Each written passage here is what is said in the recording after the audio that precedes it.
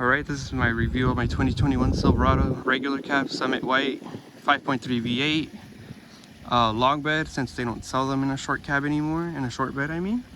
It is a single cab. It's pretty optioned out for a single cab.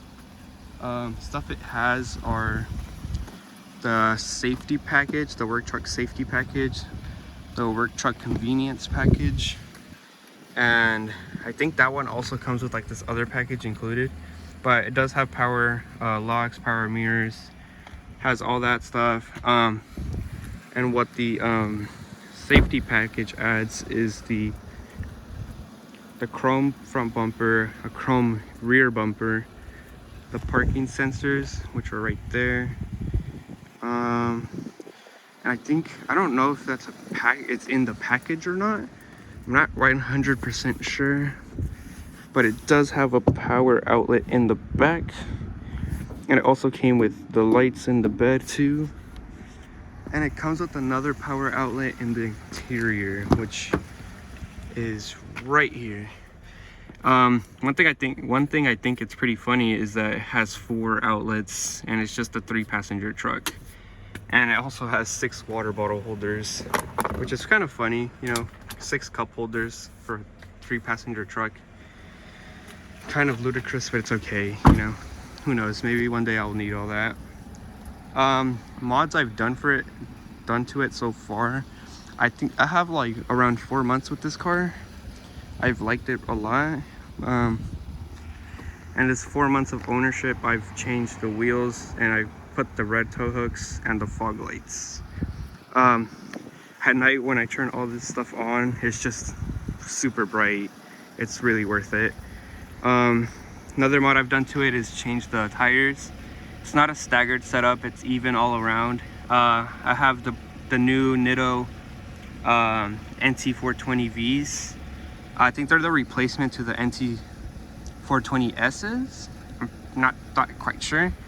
It's not staggered because I didn't want to deal with all that. I want all the tires to wear off an even amount of time.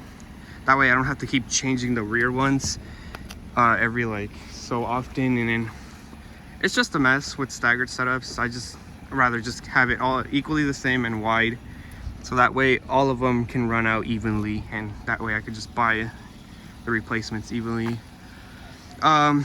I also added this. It didn't come with this rear wheel liner for the rear. It used to be right here. You could see all the white of the bed. I didn't really like that because the front is black. The front is black and the rear wasn't black. Just kind of threw it off. Didn't really look good. So that's why I made sure I put those on. Also have, it's not here right now, but I have a bike rack for my mountain bike. So, which made me get this, which is a bed mat. And the reason I had to get it was because the bike rack's metal, and every time I would mount the bike rack, it would shift, and it would just scratch the bed, and you know, that doesn't look really pretty on the white truck. So I got this, it's worth it.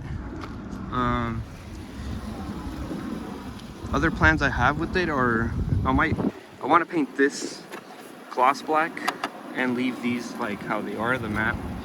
And I want to paint match the chrome. I'm not a fan of chrome, so I'm gonna just paint it white. I am really planning to get the dual exhaust rear bumper, the one that has like a little exits right here.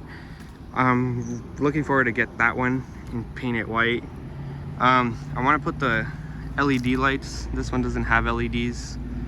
I might put the little words on the tailgate. And I'm still debating if to get a bed mat or, a bed cover or not.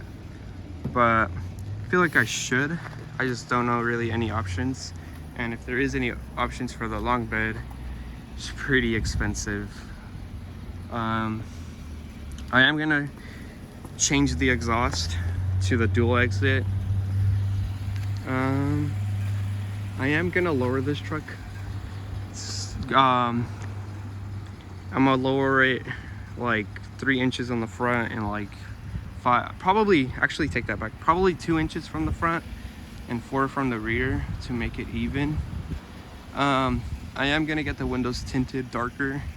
The rear one came pretty dark to begin with, which is kind of funny. That one's not tinted, but I am gonna tint the front one and the side mirrors to make it even. And that's pretty much it for the exterior. I might paint these gloss black too.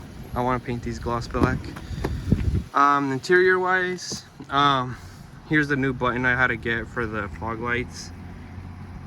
This is the bed that makes the bed lights and the reverse light on the brake, on the third brake light turn on. It's pretty spacious. A lot of people think it won't have a lot of space, but it really does. For this, for 2021 and up, this center like seat console has like a actual storage box, which is pretty nice. I like it a lot. I know for 2020 and down, they don't have this. This is all just one piece. Yeah, so you can't open this. And I didn't even know 2021's had this until one day I accidentally, I don't know what I did, but I heard this thing kept flapping and I was like, wait, what? And I opened it and it was a storage compartment, which is kind of funny. I did not really know. It has all the Apple CarPlay and stuff. You know, it doesn't have that, like, doesn't have so many stuff that it's kind of overwhelming and useless, but it has enough stuff to make it like usable, user friendly. For this, I have a lot of buttons. This enables this button enables the ports in here and in the bed. It enables those, so when you turn it on, it turns a bright green color. Let me see. Oop, there you go. So it turns green every time you press it, and it enables that. I think if you press it once, it only enables one, and if you hold it down, it like turns it off. I'm not really sure, but it's there. This one drops the tailgate. There's also one on the key, which is over here. There's one on the key. This turns off the parking mechanisms. Turns it off if you don't want it on, but honestly rather keep that on. Yeah, that's the button. To change this like little menu, let me just get in here quick. To change this little menu, you twist this knob, tells you everything, tells you the, you know, all this like important stuff you need.